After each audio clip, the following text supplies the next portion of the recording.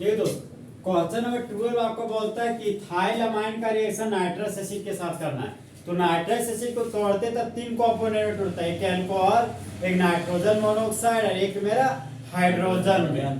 तो नाइट्रोजन पे खड़ा हो गए, यहाँ पे हाइड्रोजन को धकेल के बॉन्ड तोड़ दिए, यहाँ इथाइल ग्रुप के बीच बॉन्ड तोड़ दिए और नाइट्रस एसिड को तोड़ते तो बोलता ओह नो, यहाँ पर हो गया ओ और ये मेरा नो। तो इथाइल ग्रुप पे अल्कोहल जोड़ देंगे तो बन जाएगा इथाइल अल्कोहल, जिसका फॉर्मूला हो गया CH3CH2OH। दो तो नाइट्रोजन आपस में जुड़ेगा तो बना लेगा नाइट्रोजन गैस। यहाँ पर बाय प्रोडक्ट के रूप में नाइट्रोजन गैस बना दिए, हाइड्रोजन और ऑक्सीजन के कॉम्बिनेशन से वाटर बन गया। तो बोलो जब इथाइल अमाइन का रिएक्शन नाइट्रस एसिड के साथ करते हैं तो मेन प्रोडक्ट के रूप में इथाइल अल्कोहल बनता है। तो क्वेश्चन नंबर 12 को option number C ethyl alcohol full HD में करेंगे। और क्वेश्चन नंबर 13 में आते तो बोलता है कि मॉलिक्यूलर फॉर्मूला एल्डो ट्राइओजेज का है। तो एल्डो का मतलब हो गया एल्डिहाइड फॉस्फेट ग्रुप, ट्राई का मतलब हो गया 3 कार्बन वाला एल्डिहाइड फॉस्फेट ग्रुप और ओजेज का मतलब होता है शुगर। मतलब 3 कार्बन रखने वाला एल्डिहाइड फॉस्फेट ग्रुप वाला शुगर है। तो 3 कार्बन पहला फॉर्मूला लिख रहा C3H6O3। तो क्वेश्चन नंबर 13 का option number a full HD में करेक्ट हो गया। अगर एल्डो टेट्रोजेज होता तो ऑप्शन नंबर बी होता, अगर एल्डो पेंटोजेज होता तो ऑप्शन नंबर सी होता, और अगर एल्डो हेक्सोजेज होता तो ग्लूकोज आता, option number D.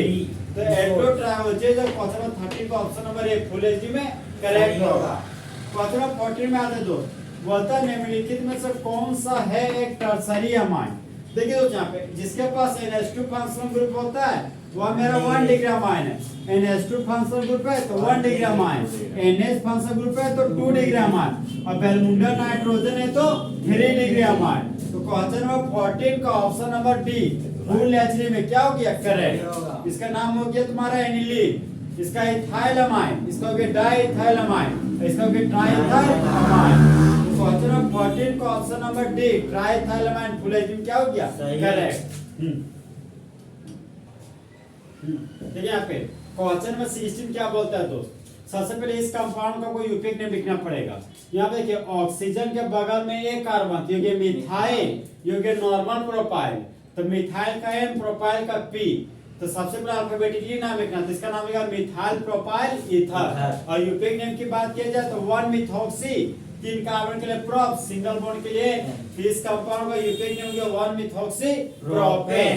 Hydrogen metal है, इलेक्ट्रॉन को लूज किया तो मुंडी पर प्लस चार्ज डेवलप कर गया। Iodine non metal electron gain किया तो मुंडी पर माइनस चार्ज डेवलप कर गया। अब देखिए ऑक्सीजन के राइट साइड में एक कार्बन, ऑक्सीजन के लेफ्ट साइड में 3 कार्बन है, तो जिधर भीड़ भाड़ कम रहा तो उधर ही बॉन्ड तोड़ना है। तो ऑक्सीजन का इलेक्ट्रोनेगेटिव वैल्यू ज्यादा है तो ऑक्सीजन के मुंडी पर माइनस चार्ज आ जाएगा और कार्बन के मुंडी पर प्लस चार्ज आ जाएगा। अब ये मिथाइल के पास प्लस है तो ये प्लस माइनस को पकड़ेगा, तो मिथाइल का ये प्लस और माइनस आपस में उसका बॉन्ड बना लिए, तो बॉन्ड बना लिए दोस्त, ये बन गया मेरा मिथाइल आयोडाइड। अब ये मेरा 3 कार्बन का अल्केन है, ये हो गया मेरा CH3 CH2, ये हो गया मेरा CH2। सिंगल बड़ा ऑक्सीजन था तो सिंगल बड़ा ऑक्सीजन लिख दिए। इस माइनस और प्लस को फेविकोल से चिपका कर बॉन्ड बना दिए। तो ऑक्सीजन के बगल में कौन आ गया हाइड्रोजन, फंक्शनल ग्रुप से जुड़ा हुआ कार्बन सीरियल कार्बन। तो प्रिंसिपल चेन हो गया मेरा 3 कार्बन, 3 कार्बन के लिए रूट वर्ड प्रो, कार्बन का सिंगल बॉन्ड के लिए एन और अल्कोहल के लिए ऑल, यहाँ पर लिख दिया ऑल। इस कंपाउंड का यूपिक नेम हो गया प्रोपर नॉन, इस कंपाउंड का यूपिक नेम हो गया iodo methane, common name methyl iodide. तो बोलो जब मिथाइल प्रोपाइल ईथर का रिएक्शन हाइड्रोजन आयोडाइड के साथ करते हैं तो मेन प्रोडक्ट के रूप में प्रोपेनॉल और मिथाइल आयोडाइड बनता है। यहाँ पर प्रोपेनॉल और मिथाइल आयोडाइड क्वेश्चन 16 का option number a full HD में करेक्ट होगा। और क्वेश्चन 17 में आते दो तो बोलता है निम्नलिखित में से किसके पास सबसे कम डायपोल मोमेंट होता है। तो सबसे पहले जानिए दोस्त डायपोल मोमेंट का सिंबल होता है म्यू। क्या होता है? म्यू। तो मुंडी पर पॉजिटिव चार्ज या नेगेटिव चार्ज डेवलप हो तो उसी को क्या बोलते हैं? Dipole moment. और डायपोल मोमेंट को हम लोग कंप्लीट हेड एरो दिखा देंगे और यहाँ क्रॉस लगा देंगे। तो क्रॉस कंप्लीट हेडेड एरो को हम लोग क्या बोलते हैं? Dipole moment. अब देखिए यहाँ पे मान लो इस क्वेश्चन को बनाने का तरीका है कि डायपोल मोमेंट इनवर्सली प्रोपोर्शनल होता है क्लोरीन का। अगर क्लोरीन ज्यादा होगा तो डायपोल मोमेंट कम होगा। यहाँ पर क्लोरीन एक है, डाइक्लोरोमीथेन में 2 क्लोरीन, ट्राइक्लोरोमीथेन में 3 क्लोरीन और टेट्राक्लोरोमीथेन में 4 क्लोरीन। तो सबसे ज्यादा क्लोरीन टेट्राक्लोरोमीथेन में, इसी को बोलते हैं कार्बन टेट्राक्लोराइड। तो सबसे ज्यादा क्लोरीन तो डायपोल मोमेंट सबसे कम। तो क्वेश्चन में 17 का ऑप्शन में D carbon tetrachloride full H क्या होगा? करेक्ट। इसका कॉमन नेम क्या हो जाएगा? Methyl chloride. इसका मिथाइलिन क्लोराइड, इसका क्लोरोफॉर्म और इसका कार्बन टेट्राक्लोराइड। तो बोलो जब हाँ इसका हो गया ना। देखो दोस्त क्वेश्चन में 19 क्या बोलता है? सो बोलो जब क्लोरोबेंजीन का रिएक्शन सोडियम हाइड्रोक्साइड के साथ करते हैं 127 केल्विन टेम्परेचर और 300 एटमॉस्फेयर प्रेशर पर, फिर सेकेंड स्टेप में HCl के साथ रिएक्शन करते हैं तो मेन प्रोडक्ट के रूप में फिनोल बनता है। तो क्वेश्चन में 19 का ऑप्शन नंबर सी फिनोल होगा दोस्त। अब फिनोल ही क्यों होगा उसका देखिए एक्सप्लेनेशन। सबसे पहले क्लोरोबेंजीन बनाते हैं तो बेंजीन के रिंग पर लगा दिए क्लोरो ग्रुप। इस कंपाउंड का नाम क्या हो गया? क्लोरोबेंजीन। तो क्लोरोबेंजीन का रिएक्शन करने जा रहे हैं सोडियम हाइड्रोक्साइड के साथ। कितना टेम्परेचर लेंगे? 627 केल्विन टेम्परेचर, प्रेशर 300 एटीएम। अब देखो यहाँ पे सोडियम मेटल है, क्लोरीन नॉन मेटल है। तो जिस तरह लड़का को लड़की पसंद है उस तरह मेटल को नॉन मेटल पसंद है। तो बाय प्रोडक्ट के रूप में क्या निकल गया? Sodium chloride. यहाँ पे सोडियम क्लोराइड निकाल दिए और बेंजीन के रिंग पर आ गया अल्कोहल। यहाँ बेंजीन का रिंग बनाए और बेंजीन के रिंग पर लगा दिया अल्कोहल फंक्शनल ग्रुप। तो इस कंपाउंड का नाम क्या हो गया? फिनोल। क्या हो गया? फिनोल। फिनोल का दूसरा नाम क्या है?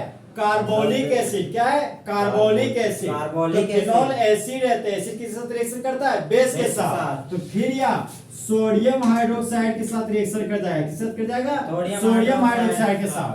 तो सोडियम हाइड्रोक्साइड से OH को हटाएंगे और फिनोल से हाइड्रोजन को, जहां पर हाइड्रोजन एसिड और OH बेस। तो जिस तरह बेबी को बेस पसंद है उसी तरह एसिड को बेस पसंद है। तो एसिड और बेस के रिएक्शन से बाय प्रोडक्ट के रूप में वाटर का मॉलिक्यूल निकल गया।